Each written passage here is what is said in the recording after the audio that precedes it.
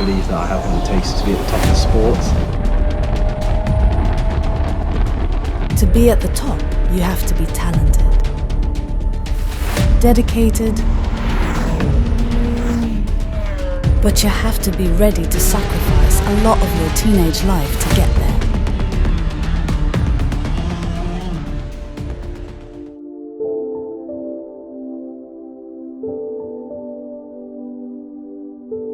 Hey guys, I'm Ewan Thomas, 17-year-old professional racing driver. Come with me to come check out my simulator where I practice for the race weekends.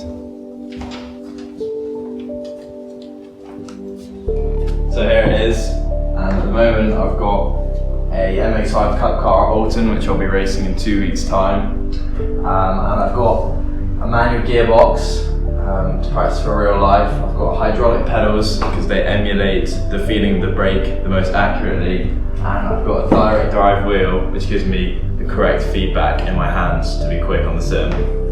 So next we're going to look at some of my old trophies when I used to do karting.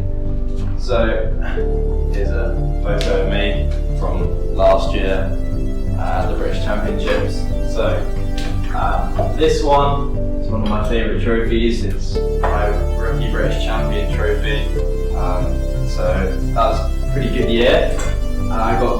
I won the British Championships Challenge Cup last year also, but my favourite trophy perhaps would probably be this one, which is when I won my first ever race at Wilton Mill. So on the wall here we've got my kart that I won Rookie British Champion in 2023, so just last year.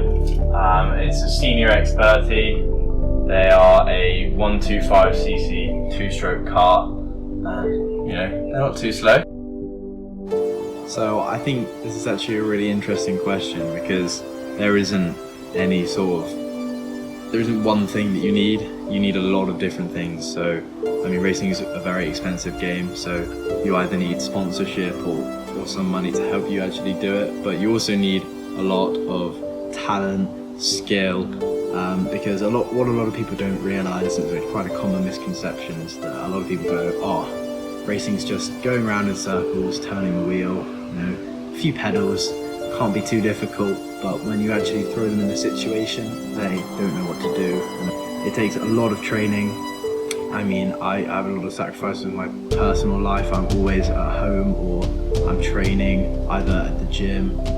You've got to do a lot of mental work as well with performance coaches and stuff, because racing, although it's a lot about your physical and your actual skill of driving, but it's also a lot about your mental game. If you're not in the right headspace, you will be slow. Even if you're the best in the world, you'll just be slow, you'll be off the pace.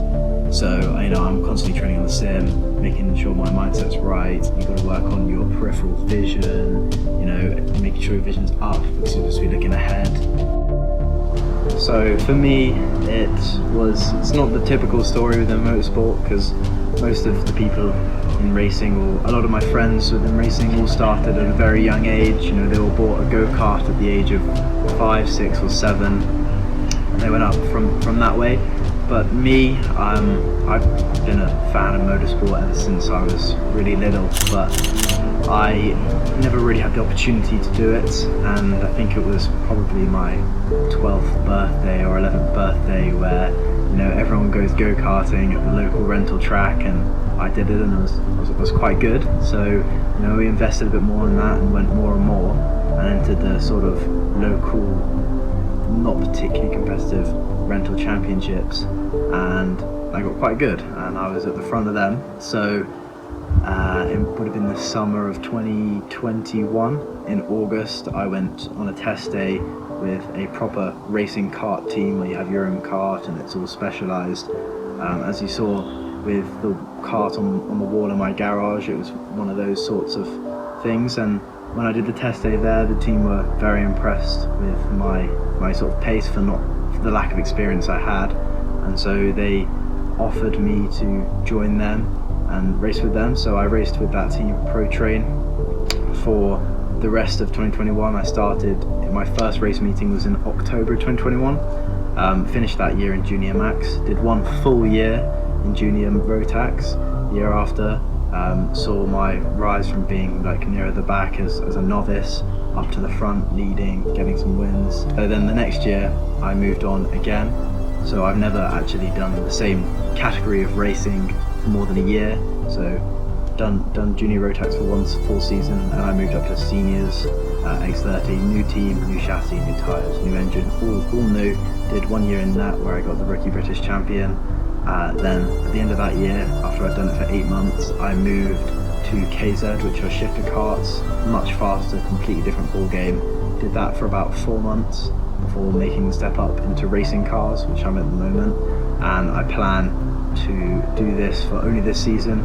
I'm doing a guest round with a different type of car, because you've got to stay adaptable, and you've got to be able to be fluid and fast in anything you hop in. And so at the end of the year, I'm planning on going to do the Ligier European Series in Portimao in Portugal in a GT4 car. Hey guys, come take a look at my home gym. So this is where I spend my time training if I'm not able to make it to the big gym down the road. Say it's a day where I can't get there because of lifts and whatnot, or the trains are cancelled. So here we've got the sort of multi-purpose. We've got the pull-up bar, we've got the handles for the dips, and also the handles for the abs, because our abs are really important as a part of racing, because you get all the G-forces all the time. You need to be able to hold yourself straight in the car so you've got the best and most accurate inputs.